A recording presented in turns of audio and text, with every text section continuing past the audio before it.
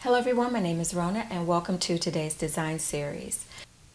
Behind me is a piece of fabric that I have taken photos of and have downloaded into my digital lab so that we can work together to find solutions for those design dilemmas that you're having for those windows in your home. Paper shades are okay in the beginning. I completely understand. However, I'm going to be showing you several ways that you can cover those windows with high-end, medium, and low-end window treatment options that will make your home a beautiful showplace. And with a little help from yours truly, I'm going to show you how to make some of those window treatments on your own. Or you may decide that you want to defer that to a professional window fabricator. Either way, I'm going to point out all of those options and more.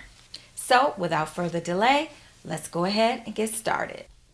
There are so many beautiful homes being built in and around the local DMV. And for those of you who are located in another part of the United States, DMV is lovingly referred to as the DC, Maryland, and Virginia metropolitan area. And one of the things that I think a lot of people think about when they're building their homes more so than anything is, where's the master bedroom going to be? Where's the game room? Where is the kitchen and the sink? It's going to be facing the street. Is it going to be facing the tree line? You're also taking into considerations how many floors you're going to have, where the furniture is going to be located, does the furniture that you own fit this space, and so on and so forth.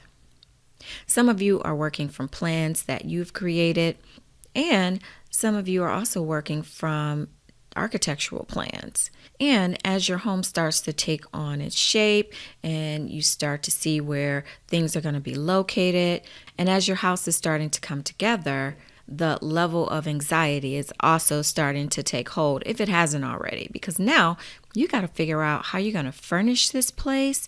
You've got to determine if the existing furnishings you have are going to fit in this new home, or if you want to start from scratch.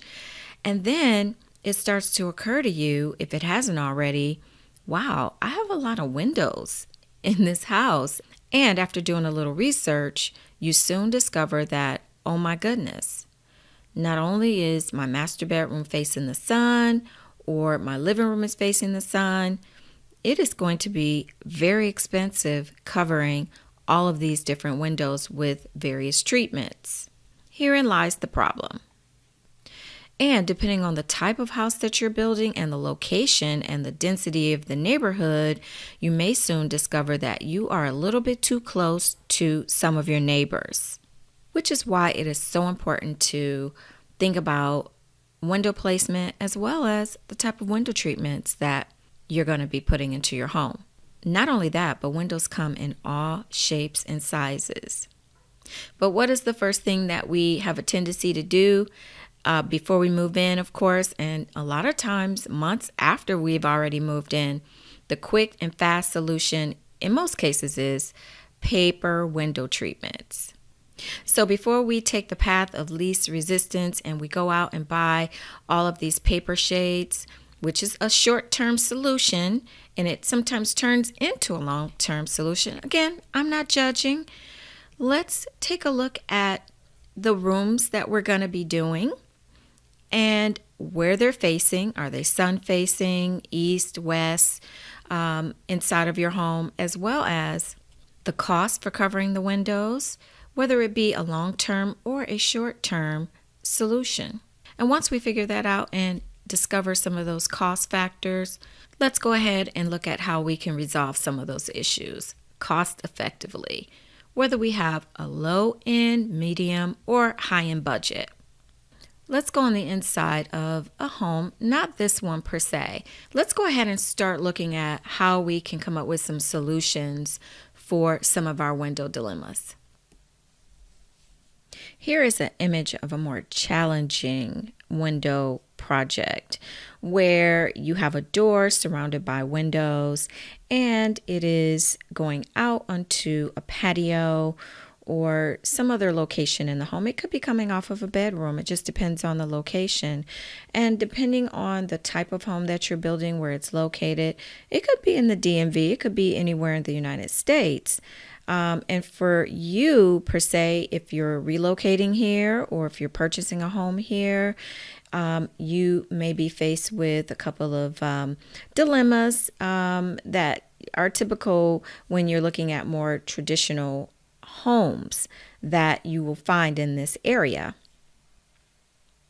But it really doesn't matter if you are located here or in some other part of the country. With that being said, looking at this window, sometimes I can get a very good picture of a space, whether you send that picture to me or whether I come to your home and take that picture. Other times I may have to do more of an animated perspective or elevation of the window, and I'll show you what that looks like in a minute. But while we're here, let's take a look at a couple of things.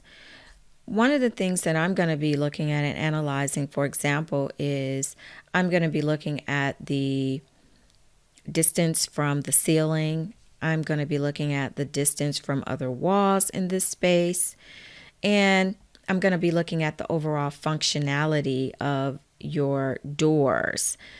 And the reason why I do that is because if this is going to be a high traffic area, say this is off of a dining or a living room, you may utilize this door quite often, or the set of doors quite often. And if that is the case, then we would be looking at making recommendations on all weather types of materials that if, rain or some other type of snow or any other type of water is going to come in contact with this window treatment, because the doors are opening and closing constantly, those are things that we take into consideration. I also like to look at whether or not your window treatments or the window treatments around the door are going to be functional. And when I say functional, and by functional, I mean, for example, are they going to be automated? Will they open and close on their own? Will they be manually opened, or will they be stationary? And then I mentioned earlier too, things like weather, for example, sun, and where these windows and doors are facing. All of those things come into play when we are looking at window treatments for a particular room. In some cases, you may go with multiple layers of window treatments. And again, these are things that we take into consideration during the planning phases. Taking a look at step number 1, here's that animated image that I mentioned earlier, where depending on the quality of the image that I have, I can work from that image or I can create one that's similar. And with that being said, that's where I start to bring in different types of window treatments. Now, I have blinds, I have draperies, I have shades, I have all different types of images that can be uploaded into this digital software, for example, so that you can get a good idea of what it is that you're thinking about for your space. But I want to draw your attention to the different types of rods, finials, whether they're going to be stationary. These are rod pockets, some of the easiest treatments to make.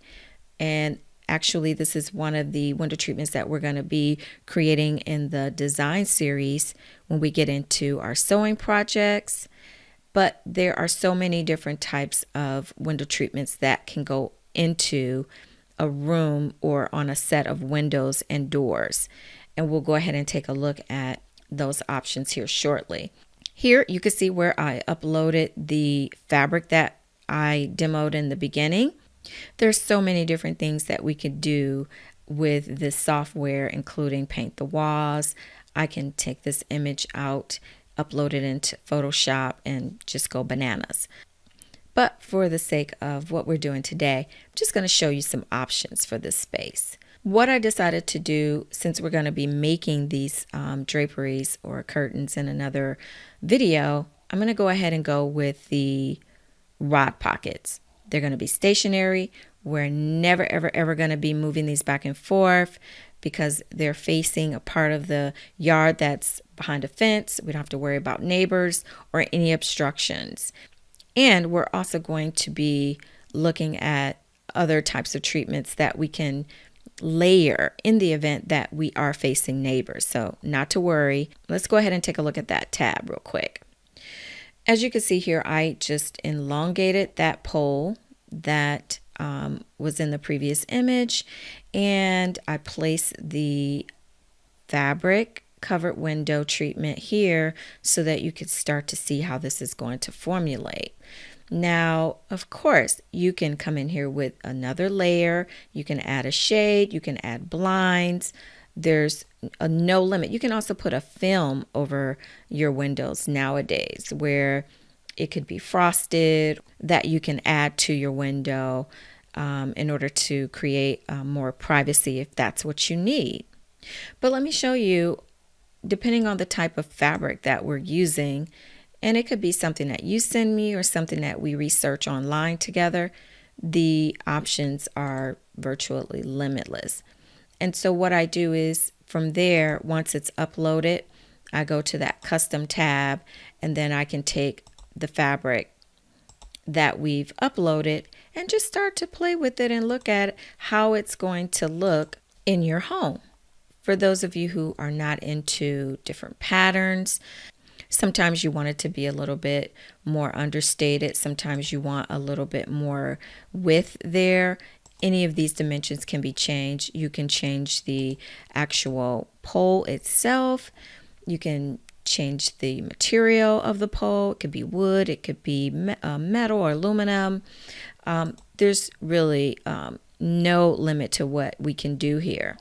And say, for example, you're really not into patterns per se, and you want a more monochromatic or understated option for your window treatments. You can go with something solid. It's a combination of different things that we can do.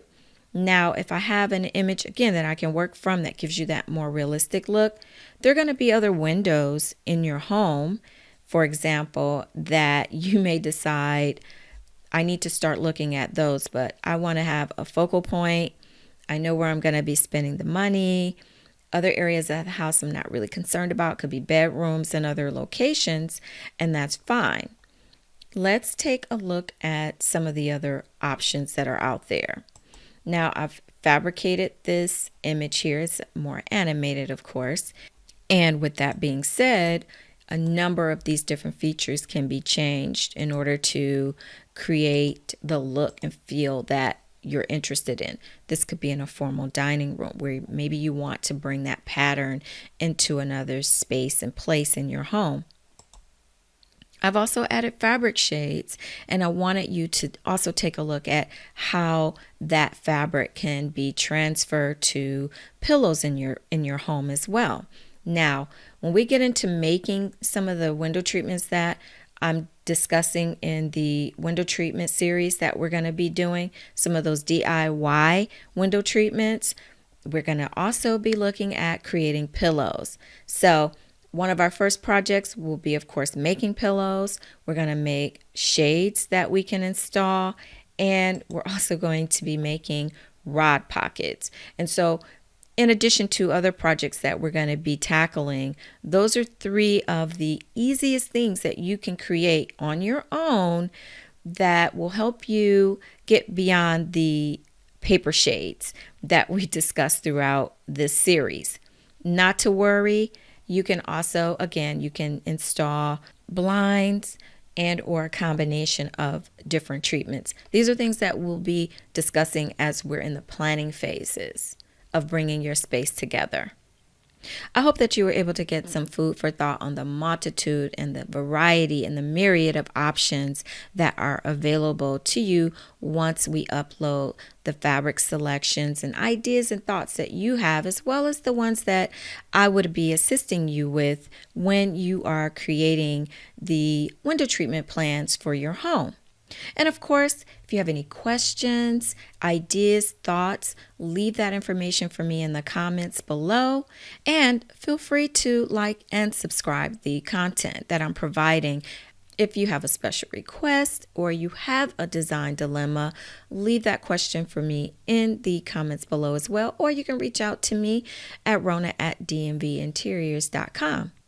Be on the lookout for the courses that I will be releasing in the near future on how we can get started making some of those window treatments on your own. And don't forget to download the 7 Elements of Design, which is designed to help you to start developing your overall plan as well as your budget for the various design projects that you will definitely be coming across as you put your home together. I created the 7 Elements of Design specifically for anyone who is purchasing a home, building a home, and for homeowners who have been in their homes for perhaps 3 to 5 years and the dust has settled now and you're ready to make some upgrades to your space. Thank you for joining me today. I look forward to working with you on your design dilemmas. Take care.